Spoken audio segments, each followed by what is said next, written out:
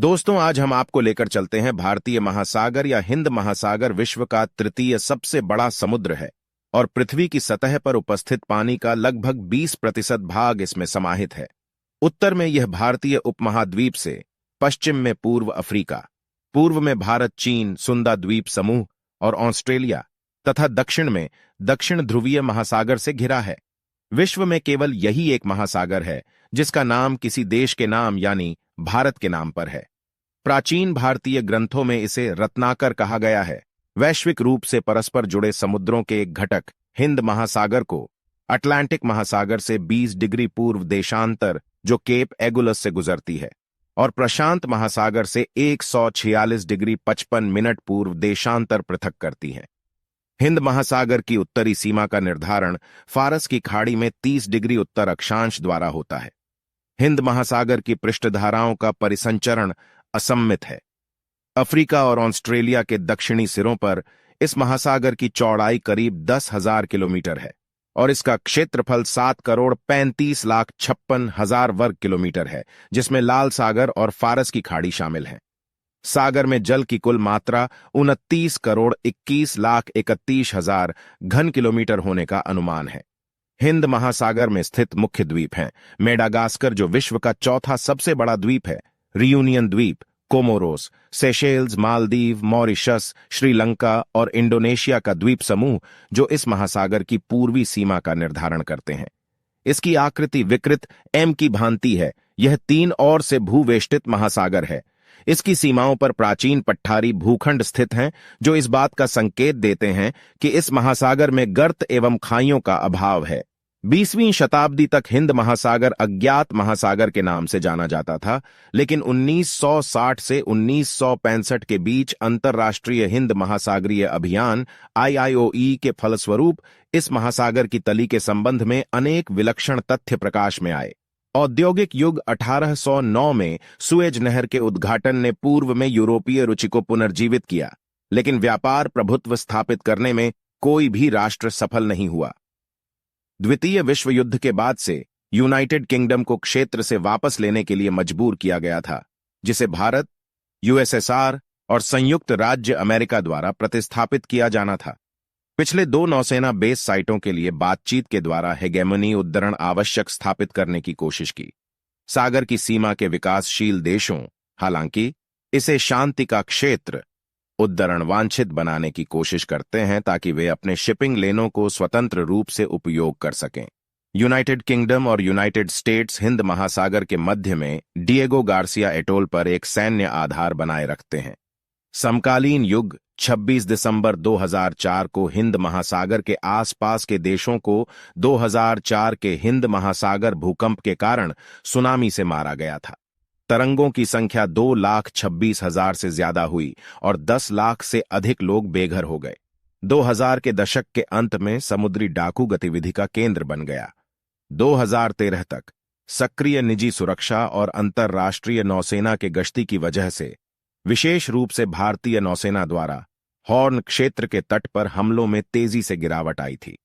मलेशियाई airlines flight 370 Boeing 777 airliner 239 लोगों के साथ बोर्ड पर 8 मार्च 2014 को गायब हो गया और दक्षिण पश्चिमी ऑस्ट्रेलिया के तट से 2000 किमी में दक्षिण पूर्व हिंद महासागर में दुर्घटनाग्रस्त हो जाने का आरोप है। व्यापक खोज के बावजूद विमान के अवशेषों का पता चलाना अज्ञात है। व्यापार हिंद महासागर में समुद्र की गलियों को दुनिया में सबसे अधिक रणनीतिक रूप से महत्वपूर्ण माना जाता है, जिसमें विश्व के 80% से अधिक समुद्र के तेलों में हिंद महासागर और उसके महत्वपूर्ण घुटन बिंदुओं के माध्यम से परिवहन होता है। साथ ही स्ट्रैट ऑफ हॉर्मुज 35 मलक्का के स्ट्रेट के माध्यम से और बाब अलमंदाब स्ट्रेट के माध्यम से 8%। केन्या के तट पर एक द्वार हिंद महासागर यूरोप और अमेरिका के साथ मध्य पूर्व, अफ्रीका और पूर्वी एशिया को जोड़ने वाले प्रमुख समुद्री मार्गों को प्रदान करता है। इसमें फारस की खाड़ी और इंडोनेशिया के तेल क्षेत्रों से पेट्रोलियम और पेट्रोलियम उत्पादों का भारी यातायात है। सऊदी अरब, ईरान, भारत और पश्चिमी ऑस्ट्रेलिया के अपतटीय क्षेत्रों में हाइड्रोकार्बन के बड़े भंडार का उपयोग किया जा रहा है। दुनिया का अपतटीय तेल उत्पादन का अनुमानित 40% हिंद महासागर से आता है। समुद्र तट समुद्र में भारी खनिजों से भरपूर है और सीमावर्ती देशों, विशेष रूप से भारत, पाकिस्तान, दक्षिण अफ्रीका, इंडोनेशिया, श्रीलंका और थाईलैंड द्वारा ऑन शोर प्लेसर जमा सक्रिय रूप से शोषण कर रहे हैं। भूगोल 1953 में अंतर्राष्ट्रीय जल विज्ञान संगठन द्वारा चित्रित हिंद महासागरों की सीमाओं में दक्षिणी महासागर शामिल था, लेकिन उत्तरी रिम पर सीमांत समुद्र नहीं था। लेकिन 2000 में आईएचओ ने दक्षिणी महासागर को अलग से पृथक किया, जिसने 60 डिग्री सेल्सियस के दक्षिण में पानी हटा दिया। हिंद महासागर, लेकिन उत्तरी सीमांत समुद्र भी शामिल थे। मध्यकाल में हिंद महासागर अटलांटिक महासागर से 20 डिग्री पूर्व मेरिडियन द्वारा केप एजुलास से दक्षिण में चल रहा है और प्रशांत महासागर से 146 डिग्री 55 मिनट पूर्व के मध्याह्न तक तस्मानिया के दक्षिणी इलाके से दक्षिण में चल रहा है। हिंद महासागर की उत्तरी सीमा लगभग 30 डिग्री उत्तर फारसी खाड़ी में है। हिंद महासागर में 7,05,60,000 किमी टू 2,72,40,000 वर्ग मील लाल सागर और फारस की खाड़ी सहित, लेकिन दक्षिणी महासागर या विश्व के महासागरों के 19.5% को छोड़कर इसकी मात्रा 264 मिलियन किमी 63 मिलियन घन मील या विश्व के महासागरों की मात्रा का 19.8% है। इसकी औसत गहराई 3,741 मीटर 12,274 फीट और अधिकतम गहराई 7,906 मीटर 25,938 फीट है। महासागर के महाद्वीपीय अलमारियां 200 किलोमीटर 120 मील चौड़ाई में औसत संकीर्ण है। ऑस्ट्रेलिया के पश्चिमी तट पर एक अपवाद पाया जाता है, जहां शेल्फ की चौड़ाई 1000 किलोमीटर 620 मील से अधिक है। महासागर की औसत गहराई 3890 मीटर 12,762 फीट है। इसकी गहनतम बिंदु डायमंटीना ट्रेंच में डायमंटीना द्वीप पर 8,047 मीटर 26,401 फीट गहरा है। सुंडा ट्रेंच में 7,258, 7,725 मीटर 23,812, 25,344 फीट की गहराई है। 50 डिग्रीज दक्षिण अक्षांश के उत्तर मुख्य बेसिन का 86% पिलाजिक तलछटों द्वारा कवर किया जाता है, जिनमें से आधे से अधिक ग्लोबिगेरिन उजाले होते हैं। शेष 14% भूतलछट के साथ स्तरित है। ग्लेशियल आउटवैश चरम दक्षिणी अक्षांशों पर हावी है। प्रमुख घुटने के अंक में Bab el Mandeb, strait on of Hormuz, Lombok strait, the strait on of Malacca और द पॉक स्ट्रेट्स शामिल हैं। समुद्र में अदन की खाड़ी, अंडमान सागर, अरब सागर, बंगाल की खाड़ी, महान ऑस्ट्रेलियाई बैट, लक्कादीवे सागर, मन्नार की खाड़ी, मोजाम्बिक चैनल, ओमान की खाड़ी, फारस की खाड़ी, लाल सागर और अन्य उपनदी जल निकायों शामिल हैं। हिंद महासागर कृत्रिम रूप से स्वेज नहर के माध्यम से भूमध्य सागर से जुड़ा हुआ है, जो लाल सागर के माध्यम से पहुंचा जा सकता है। सभी हिंद महासागर पूर्वी गोलार्ध में हैं और पूर्वी गोलार्ध का केंद्र इस महासागर में है। जलवायु मानसून जलवायु से भूमध्य रेखा के उत्तर में जलवायु प्रभावित होती है। अप्रैल से अप्रैल तक मजबूत उत्तरी पूर्वी हवाएं उड़ती हैं। मई से अक्टूबर तक दक्षिण और पश्चिम की हवाएं प्रबल होती हैं। अरब सागर में हिंसक मॉनसून भारतीय उपमहाद्वीप में बारिश लाता है। दक्षिणी गोलार्ध में हवाएं आमतौर पर हल्की होती हैं, लेकिन मॉरिशस के पास गर्मी के तूफान गंभीर हो सकते हैं। जब मानसून की हवाएं बदलती हैं, तो चक्रवात कभी कभी अरब सागर और बंगाल की खाड़ी के किनारे पर हड़ताल करते हैं। हिंद महासागर दुनिया का सबसे बड़ा सागर है।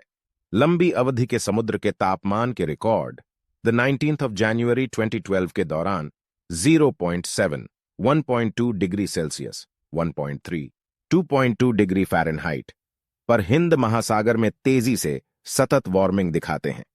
उष्णकटिबंधीय महासागरों में भारतीय महासागर वार्मिंग सबसे बड़ा है और प्रशांत क्षेत्र में दिखाई देने वाले तापमान से लगभग 3 गुना तेज है।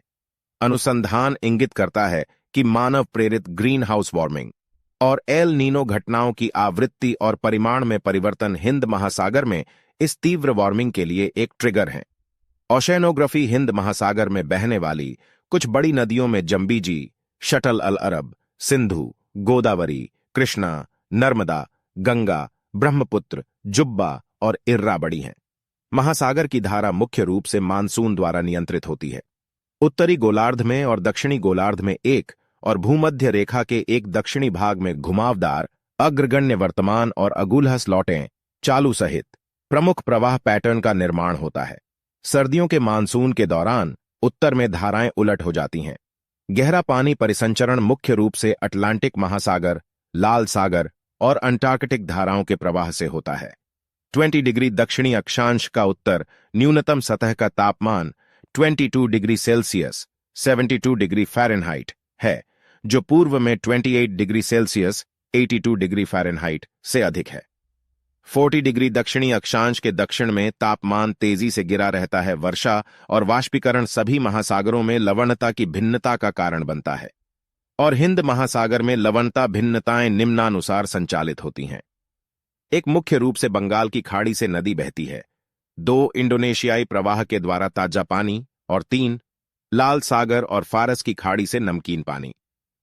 सतह के पानी की लवणता प्रति 1000 32 से 37 भागों में होती है, जो अरब सागर में सबसे अधिक होती है और दक्षिणी अफ्रीका और दक्षिण पश्चिमी ऑस्ट्रेलिया के बीच एक बेल्ट में होती है। पैक बर्फ और बर्फबारी लगभग पूरे 65 डिग्रीज दक्षिण अक्षांश के पूरे वर्ष में पाए जाते हैं। हिमशैल की औसत उत्तरी सीमा 45 डिग्री दक्षिण अक्षांश है। भूगर्भ शास्त्र प्रमुख महासागरों में से सबसे कम उम्र के रूप में हिंद महासागर सक्रिय रूप से फैला हुआ है, जो मध्य महासागरों के ढलानों की दुनिया भर में प्रणाली का हिस्सा है। हिंद महासागर में ये फैलते हुए चट्टानों को रॉडरिज ट्रिपल पॉइंट पर मिलते हैं, जिसमें central Indian ridge, Carlsberg ridge सहित भारतीय प्लेट से अफ्रीकी प्लेट को अलग करती है। दक्षिण पश्चिम भारतीय रिज अफ्रीकी प्लेट को अलग कर अंटार्कटिक प्लेट बनाते हैं और दक्षिण पूर्व भारतीय रिज अंटार्कटिक प्लेट से ऑस्ट्रेलियाई प्लेट को अलग करती है। मध्य रिज मध्य द्वीप के मध्य में और भूमध्य सागर में अफ्रीका के बीच में उत्तर पर चलता है। हिंद महासागर के पास हॉटस्पॉट द्वारा उत्पादित रेंज और सीमाउंट चेन की श्रृंखला। रियूनियन हॉटस्पॉट सक्रिय 40 मिलियन वर्ष पूर्व। रियूनियन और मैस्कारेन पठार को उत्तर पश्चिमी भारत में छगोस लक्कादिवे रिज और दक्कन जाल से जोड़ता है। कारगुलेन हॉटस्पॉट 135 मिलियन वर्ष पूर्व। नगाई पूर्वी रिज और उत्तर पूर्वी भारत में राजमहल जाल को किरगुलेन द्वीप समूह और कारग्वेलेन पठार से जोड़ता है। मैरियन हॉटस्पॉट 170 मिलियन वर्ष पूर्व संभवतः प्रिंस एडवर्ड आइलैंड्स को एनसी 5 ईस्ट रिज से जोड़ता है। समुद्री जीवन उष्णकटिबंधीय महासागरों में पश्चिमी हिंद महासागर में मजबूत मानसून हवाओं की वजह से गर्मी में फाइटलैंगटन के खिलने का सबसे बड़ा केंद्र होता है। मानसूनी हवा की मजबूती से एक मजबूत तटीय और खुले समुद्र में उतार चढ़ाव होता है, जो पोषक तत्वों को ऊपरी क्षेत्रों में पेश करता है, जहां प्रकाश संश्लेषण और फाइटलैंगटन उत्पादन के लिए पर्याप्त प्रकाश उपलब्ध होता है। ये फाइटलैंगटन ब्लूम समुद्री पारिस्थितिकी तंत्र का समर्थन करते हैं, समुद्री भोजन वेब के आधार के रूप में और अंततः बड़ी मछलियों की प्रजातियां। हिंद महासागर सबसे आर्थिक रूप से मूल्यवान ट्यूना के दूसरे सबसे बड़े हिस्से के लिए खाते हैं। इसकी मछली घरेलू खपत और निर्यात के लिए सीमावर्ती देशों को बढ़ती महत्व की है। रूस, जापान, दक्षिण कोरिया और ताइवान से मछली पकड़ने वाले बेड़े भी हिंद महासागर का उपयोग करते हैं, मुख्य रूप से चिनराट और ट्यूना के लिए। शोध से पता चलता है कि समुद्री पारिस्थितिक तंत्र में बढ़ते हुए समुद्र के तापमान पर एक टोल ले रहे हैं। हिंद महासागर में फाइटप्लैंक्टन परिवर्तन पर एक अध्ययन में पिछले 6 दशकों के दौरान हिंद महासागर में समुद्री फाइटप्लैंक्टन में 20% तक की कमी का संकेत मिलता है। पिछले आधे शताब्दी के दौरान टूना पकड़ की दर भी अचानक घट गई है। अधिकतर औद्योगिक मत्स्यिकी बढ़ने के कारण महासागरीय वार्मिंग के साथ मछली प्रजातियों को और बढ़ाया जा रहा है। लुप्तप्राय समुद्री प्रजातियों में डगोंग, सील्स, कछुओं और व्हेल शामिल हैं। 2010 में एक भारतीय महासागर कचरा पैच की खोज की गई, जिसमें कम से कम 5 मिलियन वर्ग किलोमीटर 9 मिलियन वर्ग मील शामिल था। दक्षिणी हिंद महासागर गैर पर सवार होकर प्लास्टिक कचरे के इस भंवर लगातार 6 साल की अवधि में ऑस्ट्रेलिया से अफ्रीका तक, सागर से मोजाम्बिक चैनल के नीचे और ऑस्ट्रेलिया वापस प्रसारित कर रहे हैं, मलबे को छोड़कर कि अनिश्चित काल में गियर के केंद्र में फंसे। 2016 में साउथहैम्पटन यूनिवर्सिटी के ब्रिटेन के शोधकर्ताओं ने हिंद महासागर के नीचे जलतापीय छंदों पर 6 नई प्रजातियों की पहचान की। ये नई प्रजातियां हॉफ केकड़ा, एक विशाल पिल्टोस्पिरिड घोंघे, एक भेड़ समान घोंघे, एक लंगर, एक स्केलवॉर्म और एक पॉलीकाइट कीड़े थीं। अफ्रीका के कुछ हिस्सों में कई प्राचीन सभ्यताएं थीं, लेकिन मालदीव केंद्रीय भारतीय महासागर क्षेत्र में एकमात्र द्वीप समूह थे जहां एक प्राचीन सभ्यता विकसित हुई थी। मालदीव के जहाजों ने पास के तटों की यात्रा करने के लिए भारतीय मॉनसून चालू का इस्तेमाल किया। 1405 से 1433 तक एडमिरल जेंग ने हिंद महासागर के माध्यम से कई खजाने यात्राओं पर पूर्वी अफ्रीका के तटीय देशों तक पहुंचने वाले मिंग राजवंश के बड़े बेड़े का नेतृत्व किया। 1497 में पुर्तगाली नाविक वास्को द गामा ने Cape on of Good Hope को गोल कर दिया और भारत के लिए पाल करने वाले पहले यूरोपीय और बाद में सुदूर पूर्व बन गए। यूरोपीय जहाजों, भारी तोप से सशस्त्र, जल्दी व्यापार पर हावी। पुर्तगाल ने महत्वपूर्ण जलद मरुमध्य और बंदरगाहों पर किलों की स्थापना के द्वारा श्रेष्ठता प्राप्त की। अफ्रीका और एशिया के तट के साथ उनकी आधिकारिकता 17वीं सदी के मध्य तक चली। बाद में पुर्तगाली को अन्य यूरोपीय शक्तियों द्वारा चुनौती दी गई थी। डच ईस्ट इंडिया कंपनी 1602 से 1798 ने हिंद महासागर के पार ईस्ट के साथ व्यापार पर नियंत्रण की मांग की। फ्रांस और ब्रिटेन ने क्षेत्र के लिए व्यापारिक कंपनियों की स्थापना की। 1565 से स्पेन ने फिलीपींस और प्रशांत क्षेत्र में मनीला गैलिन्स के साथ एक प्रमुख व्यापारिक ऑपरेशन की स्थापना की। पुर्तगाल के साथ टेर्डसीला की संधि के बाद स्पेनिश व्यापारिक जहाजों ने जानबूझकर हिंद महासागर से परहेज किया। 1815 तक हिंद महासागर में ब्रिटेन प्रमुख शक्ति बन गया।